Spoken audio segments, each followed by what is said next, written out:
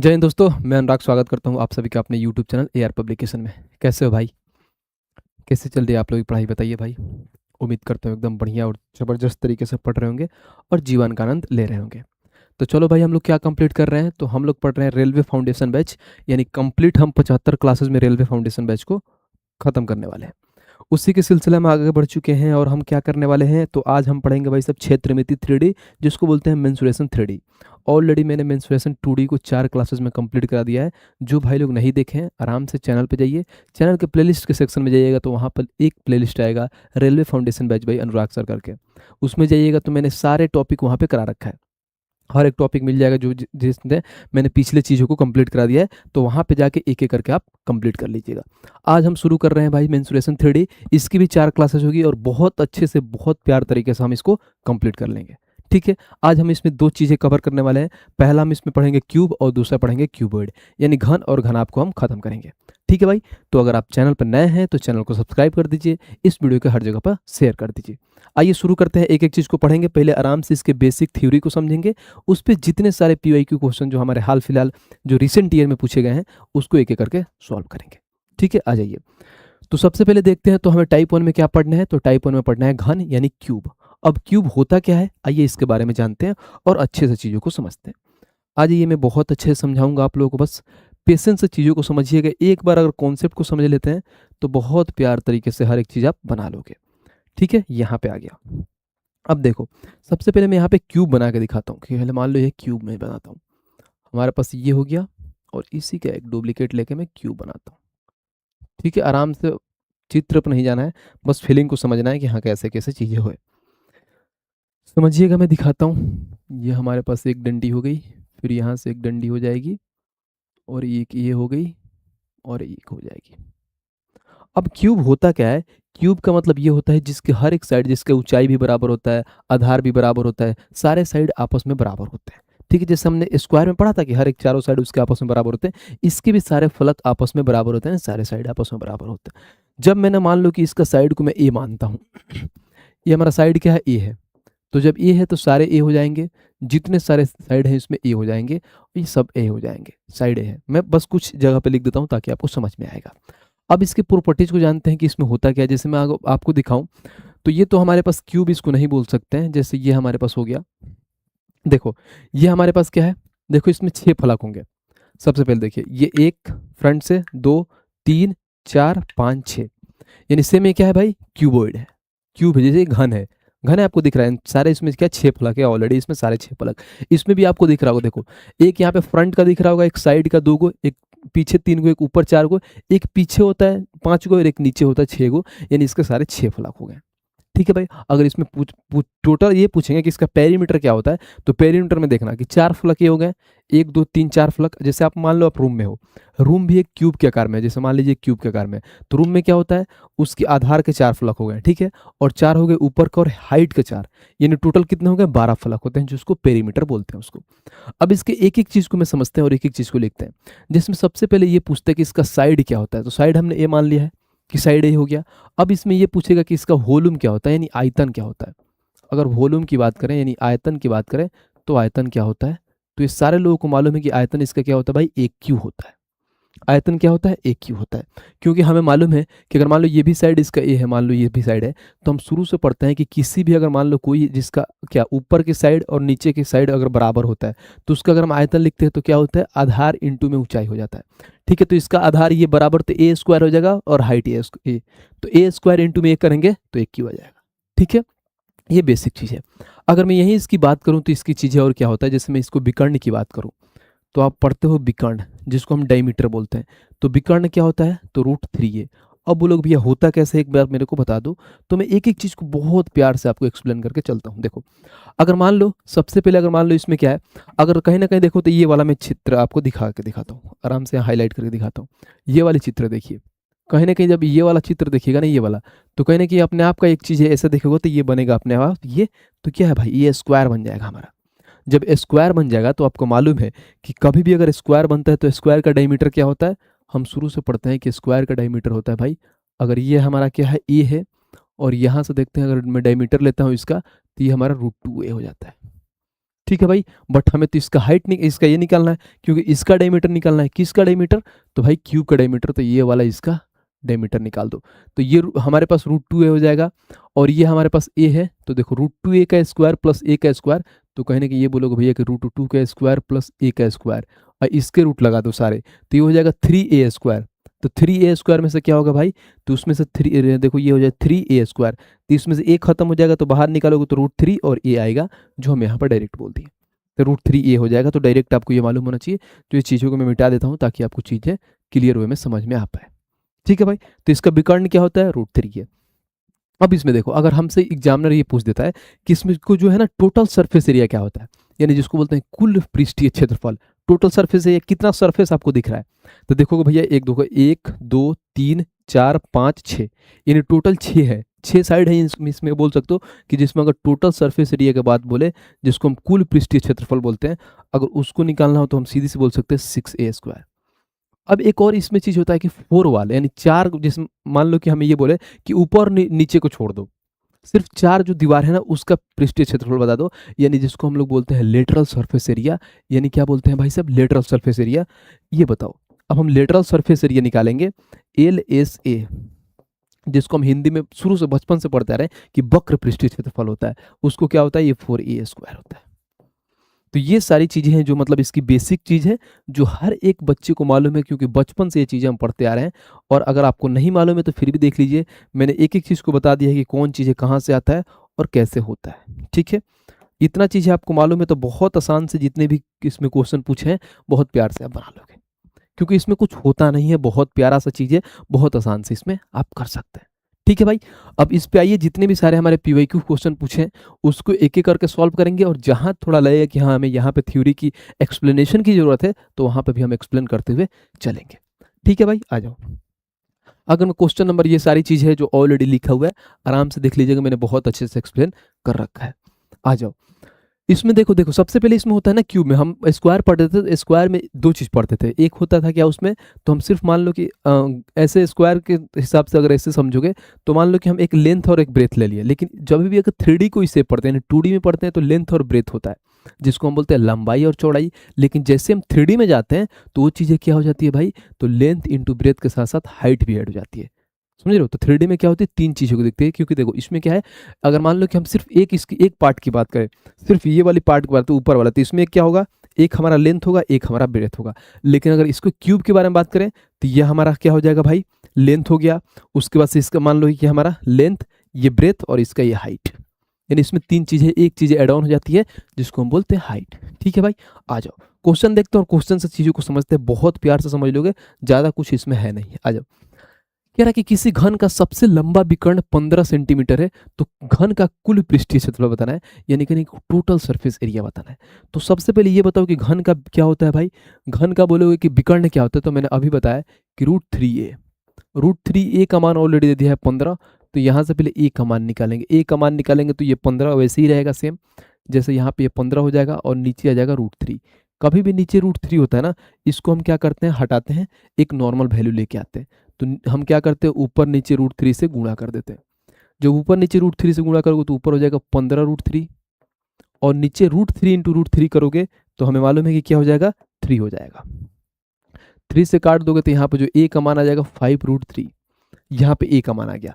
अब हमें जो क्वेश्चन में पूछा है वो निकालिए। देखिए क्या पूछा है, बोला है कि घन का कुल पृष्ठीय क्षेत्रफल, जो अभी मैंने लिखवाया था कि घन का जो कुल पृष्ठीय क्षेत्रफल होता है, यानी जिसको हम इंग्लिश में बोलते हैं टोटल सरफेस एरिया, ये होता है हमारे पास क्या, 6a स्क्वायर। ठीक है भाई, 6 हो जाएगा। a का मान कितना है, 5 √3 का स्क्वायर, तो 5 √3 का स्क्वायर यहाँ पर लिख दो, 5 √3 का स्क्वायर। जब यहाँ पर लिखोगे तो हमें मालूम है 5, 6 गुणे 5 का स्क्वायर करोगे तो 25, और √3 का स्क्वायर करोगे तो 3 हो जाएगा। तो 25 में 3 से गुणा करेंगे तो कितना हो जाएगा भाई, 75 हो जाएगा। और 75 का 6 गुना 6 5 30, हाथ में 3, 7 6 के 42, और 3 क्या होगा 45, यानी सीधी सी बात ये बोल सकते हो कि हमारे पास जो आंसर 450 सेंटीमीटर स्क्वायर हो जाएगा, यानी 450 सेंटीमीटर है, स्क्वायर सेंटीमीटर है, कोई दिक्कत नहीं है। कहाँ है बताना, देखना, 450 square centimetre, option number C. कभी भी अगर वॉल्यूम की बात करें तो वहां पर क्यूब लगता है, क्योंकि वॉल्यूम में तीनों चीज आता है, लेंथ, ब्रेथ और हाइट। बाकी अगर स्क्वायर की बात करें या एरिया की बात करें तो उस केस में हमें स्क्वायर होता है, यानी सेंटीमीटर स्क्वायर होता है। ये चीज़ें समझ लेना, बहुत ही बेसिक चीज़ है और बहुत प्यार से बना लेंगे। और देखो कहाँ पूछा हुआ है, देखना RRB NTPC under graduate level का 2025 का क्वेश्चन है, हाल फिलहाल अभी 8वें महीने का ये पेपर में। देखना कितना प्यार से आपने बना लिया। अगर आपको क्या है फॉर्मूला मालूम है, इसलिए बोला जाता है कि अगर 2D और 3D पढ़ रहे हैं या मेंसुरेशन पढ़ रहे हैं तो उसमें सबसे बड़ा रोल रहता है तो क्या, फार्मूला को। अगर फार्मूला को अच्छे से याद कर लिया, अच्छे से आपके अंदर मतलब उसको एनालाइज करके हर एक चीज़ आपको मालूम है तो बहुत ही प्यार समय में चीज़ों को निकाल पाएंगे। आ जाइए क्वेश्चन नंबर 2 देखते हैं और 2 को पढ़ते हैं कि 2 हमारा क्या कह रहा है। कह रहा है एक बंद घन के अंतरिक्ष विकर्ण का विकर्ण, देखो यहाँ अच्छे से पढ़ना, थोड़ा सा भी अगर गलती किया ना पढ़ाई में तो फिर बोलोगे काम होगा नहीं। देखो अंतरिक्ष विकर्ण की लंबाई का वर्ग बोला है, लंबाई का वर्ग 2175 सेंटीमीटर है, तो घन का कुल पृष्ठीय क्षेत्रफल क्या होगी। कहीं ना कहीं हमें क्या बोला है, टोटल सरफेस एरिया यानी 6a² का मान पूछा है। सबसे पहले मालूम है कि विकर्ण का क्या मान है, बताना जरा। तो विकर्ण होता क्या है, तो बोलोगे भैया √3a। कितना मान दे दिया है इसका, तो 2175। 2175 दिया, आप क्या है √3 है थोड़ी है। यहाँ पर देखो वर्ग बोला है, लंबाई के वर्ग, वर्ग मतलब क्या होता है, उसका स्क्वायर का मान दिया है, तो इसका भी आप वर्ग कर दो यानी स्क्वायर कर दो बस। ये ऑलरेडी भाषा दिया है, यानी क्वेश्चन में दिया है जो मैंने पढ़ के निकाल दिया। √3a का स्क्वायर निकालना है, तो √3a का करोगे तो √3 का 3 हो जाएगा, यानी ये हो जाएगा 3a² और हो जाएगा 2175। जब मैंने इसको 3 से काटा तो 3 7 21, 3 दूना 6, 3 5 15। अब a² बराबर हो जाएगा 725। अब बोलोगे भैया यहाँ पे a का मान निकालोगे तभी तो, अब 725 तो किसी का स्क्वायर होता नहीं, तो कैसे रूट लगाओगे। तो यही होता है क्वेश्चन को अच्छे से पढ़ना। जब आप क्वेश्चन को अच्छे से पढ़ेंगे तभी चीज़ों को समझेंगे, अगर नहीं पढ़ पाएंगे तो नहीं समझ पाएंगे। इसमें बोला है क्या कि घन का कुल पृष्ठीय क्षेत्रफल। सबसे पहले तो आपको ये मालूम होना चाहिए कि कुल पृष्ठीय क्षेत्रफल होता क्या है, जिसको हम टोटल सरफेस एरिया बोलते हैं। क्या होता है भाई बताना जरा, तो 6a²। तो हमें क्या जरूरी है भाई, a का मान निकालना, 6a² तो ही निकालना है। जब 6a² निकालना है तो देखो 6a² का मान 725 तो आ ही गया है, बात खत्म। तो हमें कुछ करना थोड़ी है भाई। बहुत ऐसे बच्चे यहाँ पे गलती करते हो, ए का मान निकालते हैं फिर जाकर दोबारा स्क्वायर करते हैं, हमें नीड ही नहीं है क्योंकि ऑलरेडी 6 है और 6a² का मान 725 आ ही गया है, बात खत्म। 6 5 30 की जो हाथ में 3, 6 दूना 12 और 3 15 हाथ में 1, 7 6 के 42 और 4350 हो जाएगा। और देखना 4350 कहाँ है, तो ऑप्शन नंबर बी खत्म। तो ये छोटी छोटी चीज़ें आपको आनी चाहिए और ये चीज़ें आपको समझ में आनी चाहिए। ये अगर अच्छे से समझ रहे हैं तो बहुत अच्छे से बना लोगे, नहीं तो यहाँ पे बाकी बच्चों की तरह आप भी गलती कर सकते हैं, बट आपको नहीं करना है, ठीक है। और देखिए ये भी कहाँ का क्वेश्चन है, तो आरआरबी ईएलपी का पूछा हुआ क्वेश्चन है, देख रहे हैं आरआरबी ईएलपी का क्वेश्चन। तो सारे अपडेटेड हैं, जो अभी हाल फिलहाल आपके जो एग्जाम हुए ना उसी में ये पूछा गया सारा क्वेश्चन है। उम्मीद करता हूँ बहुत अच्छे से समझ रहे हैं चीज़ों को। आइए नेक्स्ट पे चलते हैं और क्वेश्चन नंबर 3 को देखते हैं और 3 को पढ़ते हैं कि 3 हमारा क्या कहता है। कह रहे कि एक घन का आयतन क्या है जिसकी भुजा 6xyz² है। बताओ ये भी कोई सवाल है, सवाल का नाम पे धब्बा है, कुछ है कुछ नहीं, एकदम बहुत ही बेसिक सवाल है। और देखो पूछा क्या है, तो आरआरबी टेक्नीशियन ग्रेड 3 का सवाल है। बताना जरा, हम बचपन से पढ़ते आ रहे हैं, क्या पढ़ते हैं, इसका आयतन पूछा है। तो घन का आयतन होता क्या है बताना जरा भाई, तो घन का आयतन होता है 1 क्यूब, बस बात खत्म। और साइड यानी a का मान दे दिया है इन्होंने, क्या तो बोलोगे 6xyz इसका स्क्वायर। अब इसी का तो क्यूब कर देंगे तो हमें आयतन निकल के आ जाएगा, बात खत्म, कर लो यहाँ से। तो जब मैंने यहाँ से किया तो क्या होगा, 6 का क्यूब कितना होता है बताना जरा, तो ये होता है 216। फिर एक्स क्यू हो जाएगा, फिर वाई, यहाँ पर वाई क्यू हो जाएगा। और हमेशा देखो, हमेशा क्या होता है, आपस में गुणा हो जाता है। तो पावर इसका 2 है, इसका 3 है, तो बोलोगे जेड के पावर 6 हो जाएगा। तो जो हमारा आंसर निकल के आएगा वो 216 एक्स क्यू वाई क्यू और जेड के power 6, X Q Y Q और जेड के पावर 6, ऑप्शन नंबर डी खत्म। तो बस ये 1 सेकंड का सवाल है, थोड़ा सा भी इसमें दम नहीं है। आ जाइए नेक्स्ट पे चलते हैं और क्वेश्चन नंबर 4 को देखते हैं कि 4 हमारा क्या कहता है। कह रहा है यदि एक घन का आयतन 729 सेंटीमीटर है तो उसके मुख्य विकर्ण की परिमाप क्या होगी, यानी सॉरी माप क्या होगी, मुख्य विकर्ण की माप पूछा है। बताओ ये सवाल है, ऑलरेडी इसमें दे दिया है क्या, इसका आयतन 729। तो घन का आयतन क्या पढ़े हो आप, तो बोलोगे ए क्यू का मान दे दिया है 729। तो ए का मान क्या निकल के आएगा, तो ये क्यूब है तो इधर चढ़ जाएगा, तो 729 का क्यूब क्या होता है, तो आप बचपन से पढ़ते रहे, स्टार्टिंग से पढ़ते रहे कि क्या होता है, 9 का क्यूब होता है 729। यानी जो हमारा ए यानी साइड का मान क्या आ गया 9। अब जो क्वेश्चन में पूछा है देखो हम कितना प्यार से निकालेंगे। तो क्वेश्चन में पूछा है मुख्य विकर्ण की माप, यानी विकर्ण पूछा है।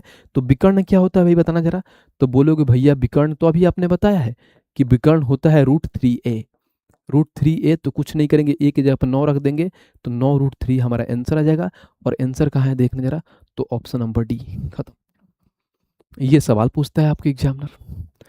एक तो बढ़िया पूछेगा जो एकदम कटिंग करके निकालेगा, लेकिन बेसिक चीज ऐसा पूछेगा कि सिर्फ आपको फॉर्मूला मालूम है तो क्वेश्चन देखा और आपने आंसर मार के आगे बढ़ गए, बस ऐसे सवाल आते हैं।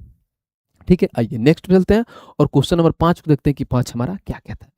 कह रहे कि यदि एक घन का आयतन 512 घन सेंटीमीटर है तो उसके मुख्य विकर्ण की माप बताओ। हम बनाएंगे? बिल्कुल नहीं बनाएंगे, सेम डिट्टो पीछे अभी एक सवाल बनाया था, इसीलिए ये आप सभी के लिए होमवर्क है और इसका आंसर आपको कमेंट बॉक्स में देना है। ठीक है भाई, बस आपको 512 किसका क्यूब है ये आपको मालूम है तो बहुत आसानी से निकाल दोगे, सिर्फ रूट पीछे लगा के, यानी साइड में √3 लगा दो, क्योंकि विकर्ण ही तो निकालना है। बहुत ही बेसिक सवाल है। आ जाइए क्वेश्चन नंबर 6 को देखते हैं और 6 को पढ़ते हैं कि 6 हमारा क्या कह रहा है। कह रहा दो घन जिनके कोरों की लंबाई 1 सेंटीमीटर और y सेंटीमीटर है कि, अब देखो, के परिमापों का योगफल 300 सेंटीमीटर है तथा कोरो x और y का गुणनफल 156 है, तो दोनों घनों का आयतन का योगफल निकालें। ये एक अच्छा सवाल है, थोड़ा बहुत इसमें आप फंस सकते हैं, यानी थोड़ा लॉजिकल सवाल है, बट इसमें दम है नहीं कुछ, अगर चीज़ों को आप अच्छे से पढ़ें तो। और देखिए कहाँ पूछा है, तो आरआरबी एनटीपीसी ग्रेजुएट लेवल का है, अगर ग्रेजुएट लेवल का सवाल है तो अच्छा ही पूछता है थोड़ा बहुत। ठीक है, आ जाइए। इसमें बोला क्या है कि जिनके कोरों का लंबाई क्या है भाई, 1 सेंटीमीटर दिया है और y सेंटीमीटर दिया है, और परिमापों का योगफल 300 दिया है। मैंने परिमाप क्या बताया था कि भाई कितने कोर होते हैं आपको घन में, तो मैंने 12 कोर बताया था कि 4 हमारा जो क्या होता है ब्रेथ का हो गया, 4 हमारे पास लंबाई, इसका जो लंबाई हो गया उसका हो गया 4, और 4 इसका हाइट का, यानी टोटल 12 होते हैं। तो बोलोगे भैया अगर मैं जानता हूँ कि क्या है, तो बोलोगे इसके परिमाप क्या हो जाएगा, तो बोलोगे 12x प्लस में 12y का मान इन्होंने दे दिया है, कितना, 300 दिया है। तो मैं ऐसा करता हूँ, यहाँ से 12 कॉमन ले लूंगा, तो x प्लस y का मान आ जाएगा हमारे पास 300। अगर ये 12 काटता है तो इसको काट दो, कैसे कटेगा, 12 से काटो, 12 दूना 24, 12 25 60, तो x प्लस में y का मान आ गया हमारे पास 25। ये आगे, अब आगे बोला है x और y के गुणनफल 156 है, गुणनफल यानी ये बोल सकते हो कि x इंटू में y का मान कितना है, 156 है। अब या तो यहाँ पे क्या करोगे, ए स्क्वायर एक्स प्लस वाई का होल स्क्वायर लगा के वैसे बना के बनाओ, नहीं तो आप यहाँ पे एज्यूम करो, सोचो कि क्या हो सकता है एक्स और वाई का मान, कि दो एक ऐसी संख्या हो जिसको जोड़ने पे 25 है और गुणा करने के बाद 156 है। तो ये तो बहुत ही मतलब ट्रेंडिंग है, शुरू से पढ़े होंगे, बहुत आसान चीज़ है कि हमें मालूम है क्या कि 12 इंटू 13 करेंगे तो 156 होता है, और 12 प्लस में 13 करेंगे तो क्या हो जाएगा, 125 हो जाएगा।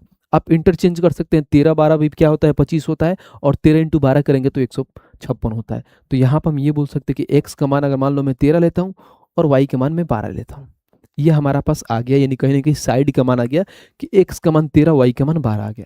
अब जो क्वेश्चन में पूछा है वो देख लीजिए क्या पूछा है। तो क्वेश्चन में इन्होंने बोला है कि दोनों घनों के आयतन का योगफल। अब आयतन क्या होता है, बस क्यूब कर लो। अब इसका देखिए 13 का क्यूब कितना होता है, तो 169, 12 का क्यूब होता है 144। अब ऐड कर लीजिए, 9 4 13 हाथ में 1, 6 4 10 और 1 11 हाथ में 1 1 1 2 1 3 हो जाएगा, यानी 313 हो जाएगा। माफ करना ब्रो, मैंने स्क्वायर कर दिया है, यहाँ पे क्यूब पूछा है, तो सबसे पहले आपको क्यूब मालूम होना चाहिए, क्योंकि हमने क्या आयतन निकालना है। मैंने स्क्वायर निकाल दिया है बाय डिफॉल्ट, बट इसमें क्यूब मैंने यानी आयतन। अब देखो x यानी 13 का क्यूब क्या होता है, सबसे पहले मालूम होना चाहिए। 12 का क्यूब क्या होता है, तो हम 12 का क्यूब मालूम है कि 1728 होता है, 1728, क्योंकि 11 का क्यूब होता है 1331, और ये होता है हमारे पास 12 का क्यूब होता है 1728, 12 का हो गया, और 13 का होता है 2197। ये आपको मालूम होना चाहिए, कम से कम 30 तक तो आपको क्यूब मालूम होना चाहिए। अब इसको ऐड कर लीजिए, 8 7 15 हाथ में 1, 9 2 11 1 12 हाथ में 1, और 7 और 1 8 1 9, और यहाँ पे हो जाएगा 3, यानी हो जाएगा 39 25, और 39 25 कहाँ है, तो ऑप्शन नंबर डी, बात खत्म। ये सवाल है, तो हमने ये बोला कि हमारे पास जो ये था क्या था, ये 12 का क्यूब था, ये हमारे पास 13 का क्यूब था। अब इनका योगफल पूछा था, यानी दोनों क्या है, हमारे दोनों घनों का आयतन का योगफल।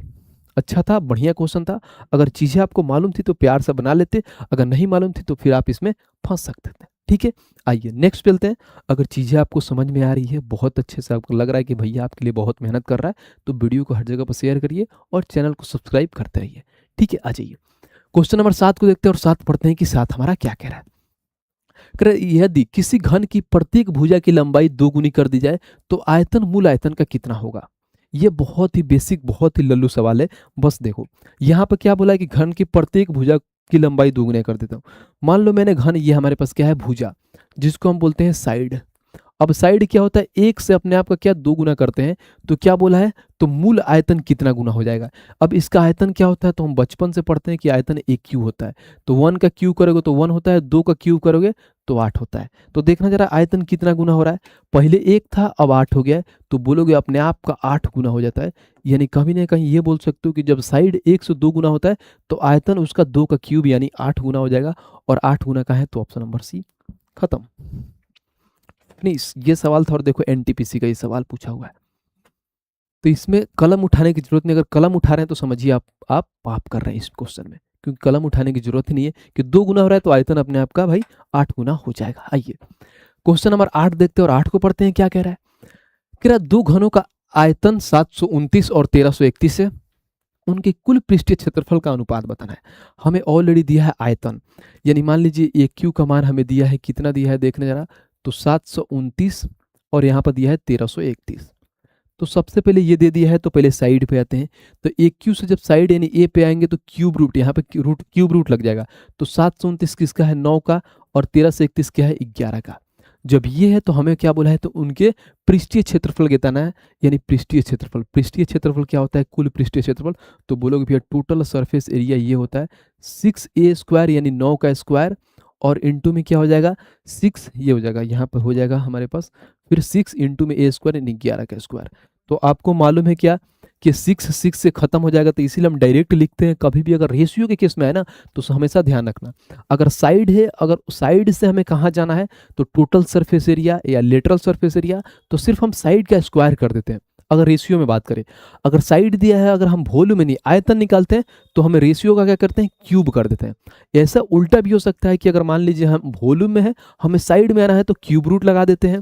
अब फिर साइड से अगर मान लीजिए हमें लेटरल सरफेस या टोटल सरफेस एरिया में जाना है, तो स्क्वायर लगा देते हैं बस, क्योंकि ये कॉमन पार्ट कट जाता है। बट ऐसे भी आप लगा सकते हैं कि 6a² यहाँ पे फिर 6a² दोनों को लगा के, तो 6 खत्म हो जाएगा। अब यहाँ पर देखिए 9 का स्क्वायर कितना होता है, 81, और 11 का कितना होता है, 121। तो 81 रेशियो 1 से 21 का है, तो ऑप्शन नंबर सी, खत्म। बताओ आ रहा है मजा। और देखो कहाँ का ये सवाल पूछा है, देखना जरा, तो आरआरबी टेक्नीशियन ग्रेड 3 का सवाल पूछा है कि नहीं, सारे अपडेटेड। तो एकदम हाल फिलहाल वाले सारे सवाल करा रहे हैं हम लोग। आइए अब क्वेश्चन नंबर 9 को पढ़ते हैं कि 9 हमारा क्या कह रहा है। कह रहा है कि 10 सेंटीमीटर भुजा वाले एक घन को 2 सेंटीमीटर भुजा वाले घनों में काटा जाता है। यानी सबसे पहले घन बना देता हूं ताकि आपको समझ में आए। ये हमारे पास एक घन है, ठीक है भाई, कोई दिक्कत नहीं, यहाँ पे बना लीजिए। ये घन है आपका, इसका मैं यहाँ पे थोड़ा बहुत डिजाइन बना देता हूँ। ये क्या, मैं ब्लैक लेता हूँ।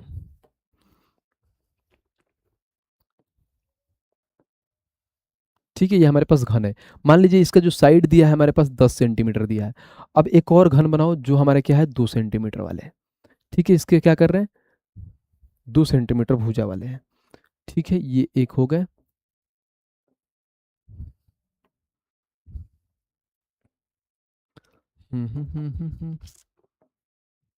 आ जाओ भाई, ये हो गया। अब इसका जो दिया है क्या, 2 सेंटीमीटर भुजा वाला है, यानी इसका साइड 2 सेंटीमीटर दिया है भुजा। तो बोला है कि सभी छोटों घनों का संपूर्ण पृष्ठीय क्षेत्रफल क्या होगा। सभी छोटों घनों का संपूर्ण पृष्ठीय क्षेत्रफल क्या होगा। तो सबसे पहले इसको निकालो कि इसमें से कितना घन हम कर सकते हैं। 10 सेंटीमीटर भुजा वाले एक घन को 2 सेंटीमीटर भुजा भुजा वाले घन में काटा जाता है। अब क्या है इस 10 सेंटीमीटर, तो हमेशा ध्यान रखना, कोई भी घन कुछ भी हो, अगर मान लो हम 3D में पढ़ रहे हैं, अगर उसको पिघला के या काट के हमें वो ज़्यादा निकाला जाता है, तो हमेशा ध्यान रखना, पिघला के बोले या काट के बोले, तो उसका आयतन यानी वॉल्यूम बराबर होता है। यानी कोई चीज़ अगर मान लो मैं आपको समझाऊं एग्जाम्पल के थ्रू में, तो समझो ये हमारे पास बॉटल का पानी है।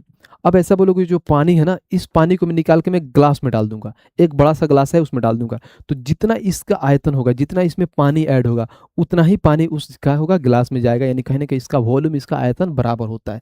बस आ जाओ। तो जब हमें मालूम है कि क्या है, अब देखो इसका आयतन क्या होता है 10 का क्यूब, तो बोलोगे 10 का क्यूब कितना होता है, तो 1000 हो गया। अब बराबर है एन, मान लो एन काटा गया है, ठीक है।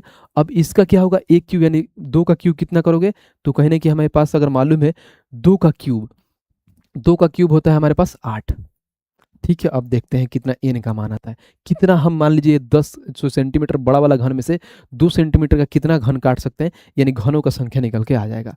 8 से काटिए, 8 से काटिए, 8 एकम 8, 2 20, फिर यहाँ पर हो जाएगा 8 दूना 16, फिर 8 5 40 यानी जो n का मान यानी 125 आप बड़े घन में से छोटे छोटे 125 घन काट सकते हैं। जो बोला है क्या कि सभी छोटे घनों का हमें संपूर्ण पृष्ठीय क्षेत्रफल यानी हमें टोटल सरफेस एरिया पूछ दिया है। तो बोलोगे भैया कि टोटल सरफेस एरिया क्या होता है 6a²। 6a का मान कितना है 2, 2 का स्क्वायर हो गया 4। अब कितना घन है टोटल तो 125, तो 125 से गुणा कर दो, बात खत्म। आ जाएगा 6 चौका 24 में 125 से गुणा करना है, 24 में 125 से गुणा करिए, 24 पचे 120 हाथ में 12, 24 दूना 48 12 60 हाथ में 6, 24 और 6 कितना होता है 30, यानी 3000 होगा। और 3000 कहाँ है तो ऑप्शन नंबर ए, खत्म। देखा तो मैंने क्या बोला था कि जैसे जैसे लेवल ऊपर जाएगा तो अच्छे अच्छे क्वेश्चन पूछेगा जिसमें हम लोग काट के जो निकालते हैं वो सारी चीजें। और देखिए आरआरबी एनटीपीसी ग्रेजुएट लेवल का ये सवाल है, सीबीटी 1 में पूछा हुआ है। बताओ कितना प्यारा सवाल है और कितना प्यार तरीके से हमने इसको बना लिया। आज ये नेक्स्ट पे चलते हैं और क्वेश्चन नंबर हम 10 को देखते हैं कि 10 हमारा क्या कह रहा है। कह रहा है कि उस घन की 4 दीवारों का क्षेत्रफल ज्ञात कीजिए जिसकी कोर की लंबाई क्या है 3x + 8y + में 5 है। अब 4 दीवारों का बात पूछ दिया है, यानी कहीं ना कहीं हमें लेटरल सरफेस एरिया बोला। अगर हमेशा ध्यान रखना 4 दीवारी बोल क्या बोलता है, नहीं तो हमें क्या लेटरल सरफेस एरिया बोलेगा, यानी कहने कि वक्र पृष्ठीय क्षेत्रफल बोलेगा। अगर ऐसे बोले कुल पृष्ठीय क्षेत्रफल तो उस केस में हम 6a² लिखते हैं। अब 4 दीवारी या लेटरल इसको जिसको हम बोल सकते हैं कि वक्र पृष्ठीय क्षेत्रफल यानी लेटरल सरफेस एरिया, जिसका हमें मालूम है कि लेटरल सरफेस एरिया होता है 4a²। और a का मान इन्होंने दे दिया है कि 3x प्लस में, अब देखो 4 हो गया, a का मान क्या है 3x प्लस में हो जाएगा 8y और प्लस में 5। अब इसका होल स्क्वायर लगाओ, अब यहाँ से कैलकुलेट करो, आ जाओ 4 तो यहाँ पे होगा।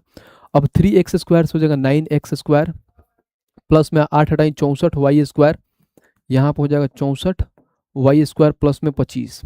अब देखो प्लस में क्या होगा x, समझो x plus y plus Z का होल क्यों करते हैं, तब क्या होगा 2xy, तो 8 3 24 दूना 48xy हो जाएगा, 48xy फिर प्लस में 2yz, तो 8 पे 40 और 2 80y हो जाएगा।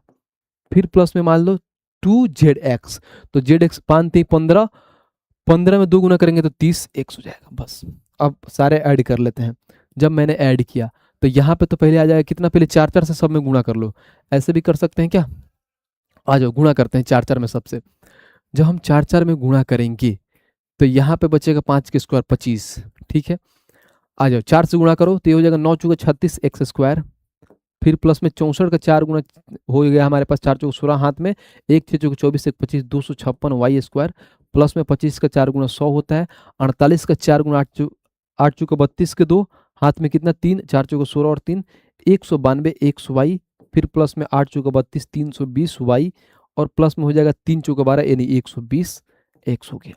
अब देखो जैसे जैसे लिखा है, यानी सबसे पहले हमें मालूम है कि 36x² है, तो 36x² सब में है, सारे में 36 है। उसके बाद से देखो तो 256y² होगा, तो बोलोगे 36x² प्लस में 256y² और प्लस में 100 होगा तो 100 हो गया, प्लस में 192xy प्लस में 192xy और प्लस में 320y और 120x, तो ऑलरेडी तो हम लिखिए दिए हैं, बात तो वही है, ऑलरेडी यहाँ पर लिखा हुआ है, देखो कहाँ है, तो 120x यानी 160 है।